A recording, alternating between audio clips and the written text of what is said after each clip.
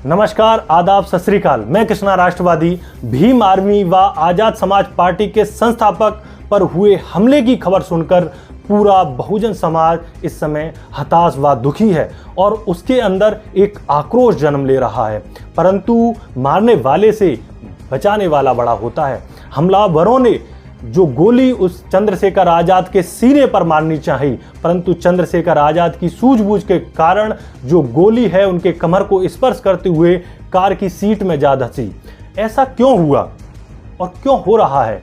क्योंकि आप जानते हैं कि इस समय चंद्रशेखर आजाद बहुजनों के एक बहुत बड़े नेता के रूप में बनकर उभर रहे हैं और वो कहीं पर भी जहां पर शोषित वंचित जहां पर शोषण होता है उसकी आवाज उठाते हैं। चाहे बिहार हो, मध्य प्रदेश हो, उत्तर प्रदेश हो, छत्तीसगढ़ हो, कहीं पर भी जाकर शोषित वंचित और पिछड़े समाज की आवाज उठाते हैं। वे किसी धर्म और जाति की आवाज ना बनकर वे संविधान के साथ खड़े होते हैं। इसी कारण एक देखा जाए बहुजन समाज में एक बड़े नेता के रूप में उभर कर आ रहे हैं और इसी उभरती आवाज को खत्म करने के लिए ये साजिश रची गई और अभी भी आरोपी नहीं पकड़े गए हैं। आप देखेंगे कि किस तरीके से चंद्रशेखर आजाद कभी दिल्ली में महिला पहलवानों के जंतर मंतर पर सपोर्ट में नजर आते हैं तो कभी जो बड़े बड़े नेताओं के साथ में खड़े हुए नजर आते हैं। जहां पर भी संविधान को बचाने की बात होती है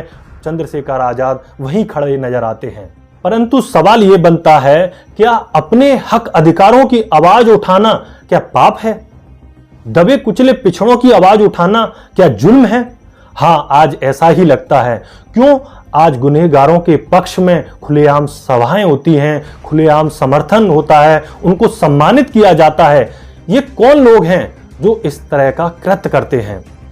ये वही लोग हैं जो हमें गुलाम बनाए रखना चाहते हैं, हम पर अपनी दास्ता थोपना चाहते हैं और हमारी आने वाली पीढ़ी को गुलाम बनाना चाहते हैं, उसे बर्बाद करना चाहते हैं।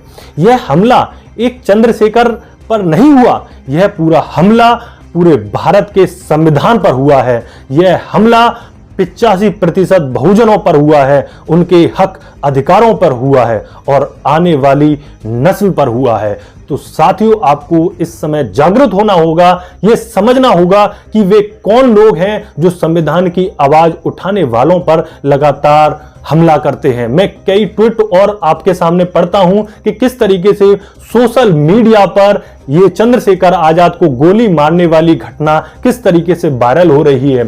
कुछ ही घंटों के अंदर ट्विटर पर पूरे भारत में चंद्रशेखर आजाद को गोली मारने पर ट्रेंड कर रही थी। मैं कुछ ट्वीट भी पढ़ के सुनाता हूं कि तमाम बड़े नेता और तमाम बड़े समाज सेवी इस समय आवाज उठा रहे हैं। वहीं डॉक्टर लक्ष्मण यादव लिखते हैं कि वे जब हमारी विचारधारा से हारते हैं, वे जब हमारे तर्कों से हारते हैं, वे जब हमारे सवालों से हारते हैं, वे जब हमारी एकजुटता से हारते हैं, वे जब हमसे हारते हैं, तब वे हमें गाली, गोली और हिंसा पर उतर आते हैं। मगर जालिमों, याद रखना, हम ना डरेंगे, ना रुकेंगे और ना झुकेंगे, लड़ेंगे और जीतेंगे। ये डॉक्टर लक्ष्मण यादव लिखते हैं और आप सभी जानते हैं कि इस समय बहुजनों की आवाज उठाने वाले वे प्रखर एक समाज सेवी के रूप में उभर रहे हैं।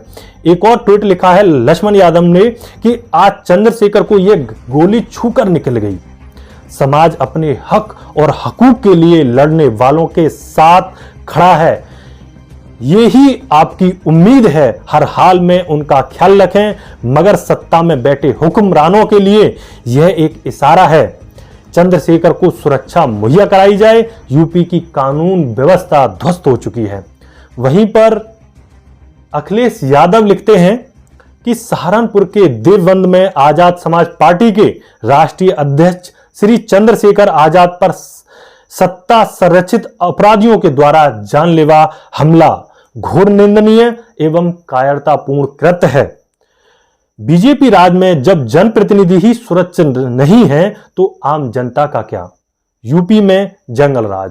तो तमाम बड़े नेता, चाहे चंद्रशेखर राव हों या और भी तमाम बड़े नेता, तमाम बड़े नेता चंद्रशेखर आजाद को गोली लगने वाली बात पर तमाम ट्वीट कर रहे हैं और एक समय बहुजन समाज में एक हलचल है, एक अंदर से एक आक्रोश भी जन्म ले रहा है कि वे कौन लोग हैं जो लगातार हमले कर रहे हैं, वे कौन लोग हैं जो किस तरीके से जो आने वाली पीढ़ी और नस्ल को बर्बाद करने में लगे हुए हैं। एक चिंतन बनता है। मैं कृष्णा राष्ट्रवादी आपके साथ जुड़ा रहूंगा। जय हिंद।